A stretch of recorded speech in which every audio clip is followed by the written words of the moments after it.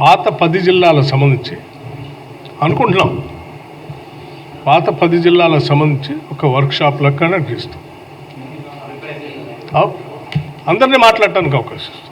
ఫైనల్గా ప్రజలే అందరు ఇచ్చిన ఇన్పుట్స్ ప్రకారం చేస్తాం.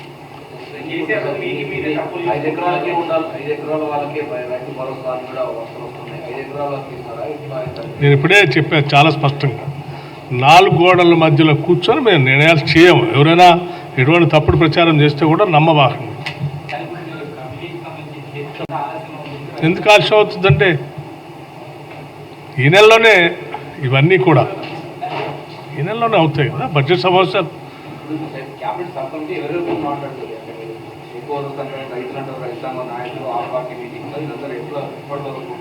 చెప్పాను కదా, ఈ బడ్జెట్ సమావేశాల లోపలనే వీటన్నింటినీ ప్రక్రియ పూర్తి చేసి 15th కల్లా రిపోర్ట్ కూడా ఇవ్వని అడిగారు. 15th లోపలనే రిపోర్ట్ సబ్మిట్ కూడా చేస్తాం. అమ్మా నా కాన్స్టిట్యున్సీలోనే, జిల్లా కూడా కాదు. చాలా దురదృష్టకరం, ఒక రైతు ఆత్మహత్య చేసుకోవటం చాలా బాధాకరమైంది. రైతే కాదు, అసలు ఏ మనిషి కూడా పుట్టింది బతకటానికి, చావటానికి కాదు. బ్రతకడానికి కావాల్సినటువంటి మార్గాలన్నీ ఎత్తుకొని మనం ముందుకు పోవాలి తప్ప ఎవరు కూడా ఇటువంటి ఆత్మహత్యలు చేసుకోవటం అనేది కరెక్ట్ కాదని ప్రగాఢంగా ఈ ప్రభుత్వం నమ్ముతుంది. అదే చెప్తాం. సరే, ఎవరు ప్రోత్సహించారు, ఎందుకు జరిగింది, ఎవరున్నారు దీని వెనుక అనేది చాలా స్పష్టంగా లోతుగా స్టడీ చేసి రిపోర్ట్ సబ్మిట్ చేయటం కాదు, అలా ఎటువంటి ఎవరైనా ఉంటే కఠినంగా చట్ట ప్రకారం కఠినంగా చర్యలు తీసుకోవాలని కూడా ఎప్పటికే ప్రభుత్వ పరంగా ఆదేశాలు ఇచ్చాం. ఎవరున్నా ఎవరిని ఉపేక్షించేది లేదు, వదిలిపెట్టేది కూడా లేదు. నేను ఇంకా లోతుగా కూడా డిపార్ట్మెంట్కి కూడా చెప్పాను. మేము అన్ని రకాల అధ్యయనం చేయం. రెవెన్యూ చెప్పాం, పోలీసు చెప్పాం. ఎవరిని ప్రొటెక్ట్ చేయడం కోసం కూడా ఎవరు చేయాల్సిన అవసరం లేదు. ఎందుకంటే ప్రతి మనిషి ప్రాణం చాలా విలువైంది. అందరి గురించి ఆలోచించడమే మా ప్రభుత్వం యొక్క లక్ష్యం. చెప్తాం, వాస్తవాలు బయటకు వచ్చినప్పుడు అన్నీ తెలుస్తాయి.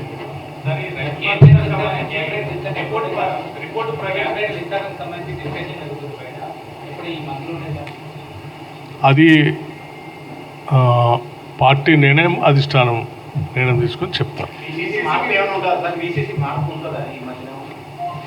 ఇప్పటికే దానిపైన త్వరితగత నిర్ణయాలు తీసుకోవాలని చెప్పి రాష్ట్ర కాంగ్రెస్ కమిటీకి సంబంధించినటువంటి నాయకులంతా కేంద్ర నాయకత్వాన్ని కోరటం జరిగింది. వారు దానిపైన కావాల్సినటువంటి ఎక్సర్సైజ్ చేస్తూ ఉన్నారు. వారు నిర్ణయం ప్రకటిస్తారు.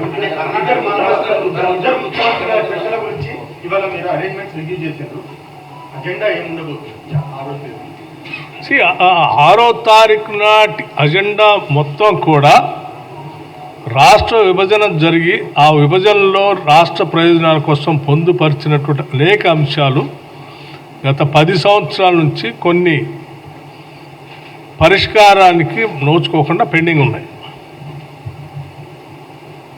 ఆ పరిష్కారానికి నోచుకోకుండా పెండింగ్ ఉన్నటువంటి రాష్ట్ర ప్రయోజనాలు పనికొచ్చే అన్నీ కూడా అజెండాలో ఉంటాయి. అమ్మా 5 గ్రామాలు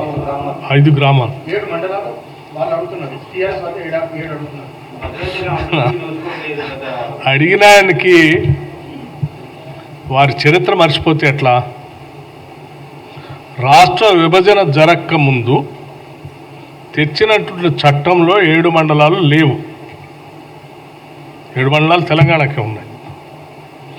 విభజన జరిగిన తర్వాత, ఈ రాష్ట్రం ఏర్పడిన తర్వాతనే టీఆర్ఎస్ ప్రభుత్వం అధికారంలో ఉండగానే కేంద్ర ప్రభుత్వం ఆర్డినెన్స్ ఇచ్చి 7 మండలాలని ఆంధ్రాకు అప్పచెప్పింది. 10 ఏళ్ళు అధికారంలో ఉన్నారు.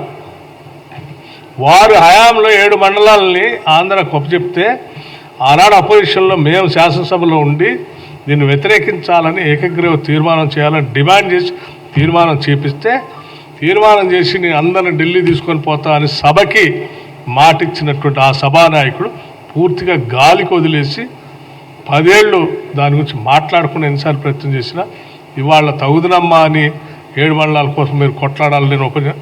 ఎస్, 7 మండలాల కోసం కొట్లాడటం కోసం మీరు నిజంగా చిత్తశుద్ధి ఉంటే మీ నాయకత్వం, మీ నాయకుడు, మీరు తప్పనిసరిగా మీరు తీసుకునే నిర్ణయానికి మేమంతా ఉంటాం, సపోర్ట్ కూడా చేస్తాం. మేము అడిగాము ఆ రోజు, మీ వల్లనే అవి కోల్పోయాం. కాబట్టి ఎప్పటికైనా మీ చిత్తశుద్ధి నిరూపించుకోవటం కోసం మీరు ముగ్గురు దానికోసం ఒక దీక్ష చేయండి. 7 మండలాలు రావటమా పోవటమా ఏదో తెలుద్దాం, చేయండి. ఎందుకు వెనకపోతున్నారు? 10 ఏళ్ళు మీరే కదా కూర్చుని దానివల్ల నష్టపరిచినట్టు జరిగింది. దీక్ష కూర్చోండి.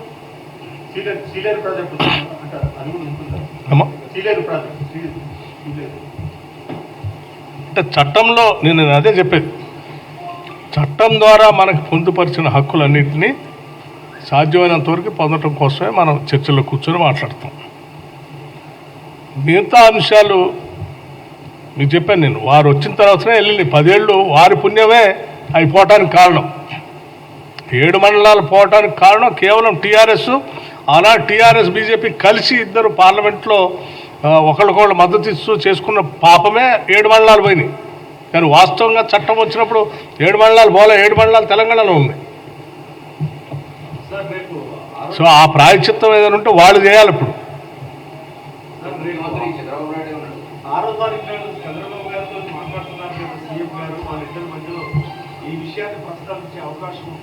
ఏ విషయం అవన్నీ అజెండా మేము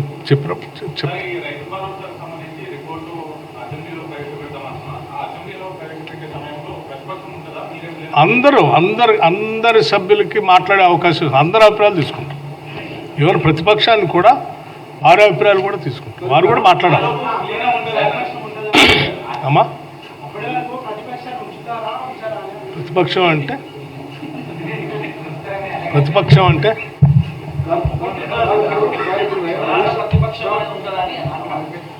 శాసనసభ్యులు, ప్రతిపక్ష పార్టీలకు సంబంధించిన శాసనసభ్యులు ఉంటారు, వారు కూడా మాట్లాడాలి. అంటే వారికి కూడా ఇప్పుడు మాట్లాడే వాళ్ళకి కూడా డౌట్ ఉంటే నేనేం చేయలేను, వాళ్ళు కూడా మారదాం.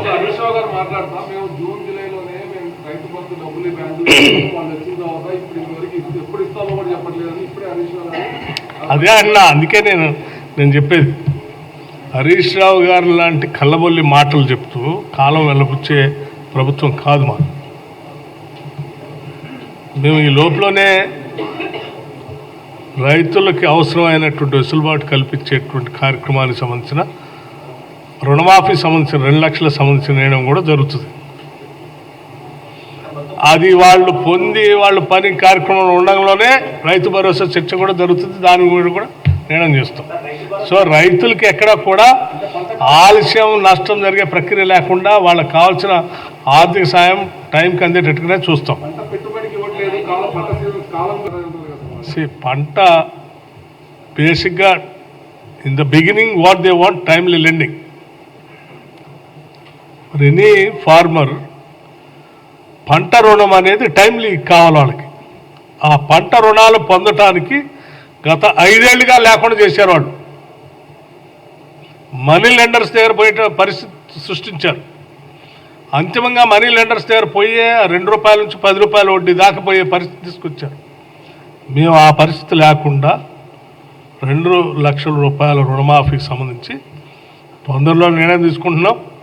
వాళ్ళు మనీ లెండర్స్ దగ్గర పోయే పరిస్థితి లేకుండా చేస్తున్నాం. వాళ్ళ చేతి నిండా సరిపోయే విధంగా ఆర్థికంగా పెట్టుబడి పనికొచ్చే విధంగా కావాల్సిన ఏర్పాట్లన్నీ చేస్తున్నాం.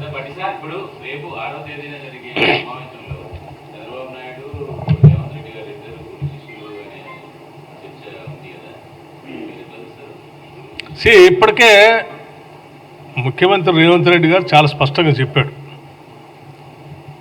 శిష్యుడు ఏంది, ఆయన గురువు ఏంది, నేను శిష్యుని ఏంది, సహచరుడు అని ఇప్పటికే 2-3 సార్లు చాలా స్పష్టంగా చెప్పాడు. కావాలని కొద్దిమంది బురద వేయటం కోసం మాట్లాడేటువంటి వాళ్ళకి ఆ చెప్పిన దాన్ని ఒకసారి వింటే సరిపోతుందని నేను అనుకుంటున్నాను.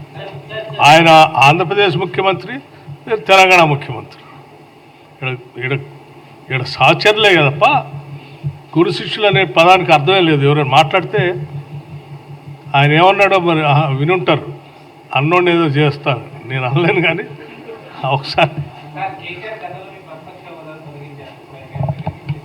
అమ్మా చేసిన తప్పిదాలన్నీ ప్రజాస్వామ్యంలో ఎప్పుడు చేసిన తప్పిదాలన్నీ మనం వెంటాడుతూనే ఉంటాయి. అమ్మా లేదు,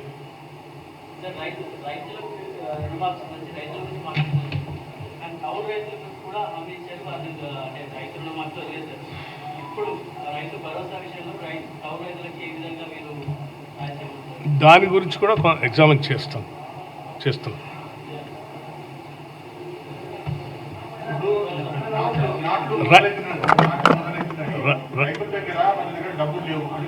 రైతు భరోసా గురించి ఒక ఆయన మాట్లాడుతూ నిన్న,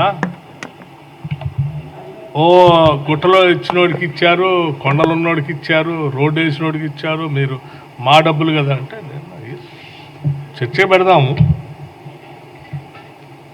మేము అడ్డగోలుగా దారి పోస్తామని చెప్పలేదు కదా. ప్రజల సొమ్మే, ప్రజలను అడుగుతాము, వాళ్ళు ఏం చెప్తే అది చేస్తాం. అందరికీ ఇవ్వంటే అందరికీ, గుట్టలు ఉన్నోడికి కూడా ఇవ్వంటే వాళ్ళకు కూడా ఇచ్చేస్తాం.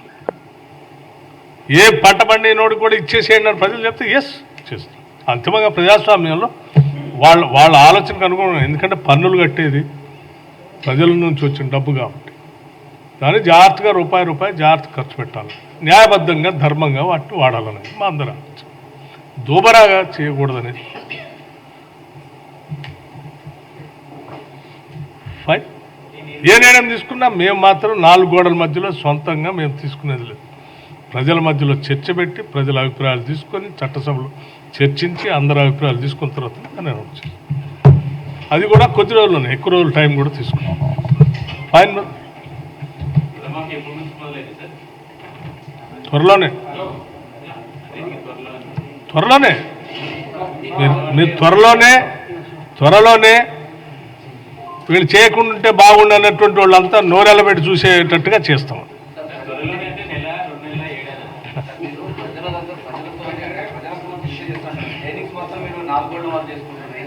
అమ్మా లేదు, పబ్లిక్ ఓపెన్ మీ అందరూ పిలిచి మీ సమక్షంలో చేసేది కదా. నేను మాట్లాడేది ప్రధానంగా మనం అందరం ఆలోచించాల్సింది, అందరూ బాధ్యత. ఎందుకంటే మేము ఖర్చు పెట్టేది, ఈవెన్ మీరు కట్టే పన్ను కూడా అందులో ఉంది. మీరు కొనుక్కునే ఉల్లిపాయ, ఉప్పు, పప్పు, నూనె, చింతపండు, వీటన్నిటిలోంచి ఇండైరెక్ట్ ట్యాక్సెస్ కూడా వస్తుంది, GST రూపాయలు. వాటన్నిటి డబ్బులే మన దగ్గరకు వచ్చి ఇక్కడ నుంచి మనం ఖర్చు పెడుతున్నాం. కాబట్టి చాలా సీరియస్గా మేము, ఇదేమో హాస్యాస్పదంగా చెప్పే మాటలు కాదు, అందరి అభిప్రాయాలు తీసుకొని ఖర్చు పెడతామని చెప్పి చాలా సీరియస్గా తీసుకుంటున్నాం. కాబట్టి చివరికి 100 రోజులు పనికి పోయేటువంటి వ్యక్తి కూలీ డబ్బులు కూడా దీంట్లో ఉన్నాయి. So let us think seriously. కేంద్ర ప్రభుత్వం ప్రవేశపెట్టిన బడ్జెట్ తర్వాత పెడతామని మనం గతంలో ఓటాన్ అకౌంట్ బడ్జెట్ పెట్టినప్పుడే చెప్పాం. అది క్యాబినెట్ ఎక్స్పాన్షన్ అయిన తర్వాత సార్, గత ప్రభుత్వాలు ఇవన్నీ పెండింగ్ బిల్లులు అంటే పేరుకొని పోయినటువంటి బిల్లులు 44 కోట్ల దాకా పెండింగ్ పెట్టిపోయారు. ఒక్కొక్కటి క్లియర్ చేసుకుంటూ వస్తూ ఉన్నాం. తొందరలోనే అందరికీ క్లియర్ అవుతాయి. Thank you.